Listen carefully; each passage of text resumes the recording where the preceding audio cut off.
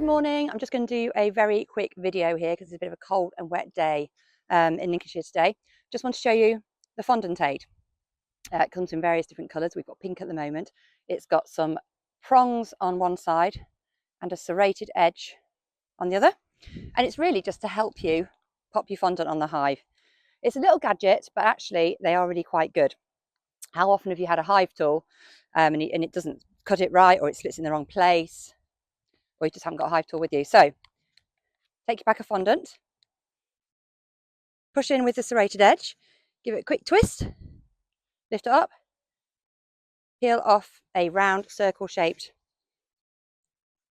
plastic, and then very simply reverse the Fondant Aid. So you put the prongs into the bag and it just lifts the bag, just gives the bees a little bit more access to the food. Very simply, take your lid off your hive, remove ventilator, pop the circle over the hole and replace. And that is our little Fondant Aid.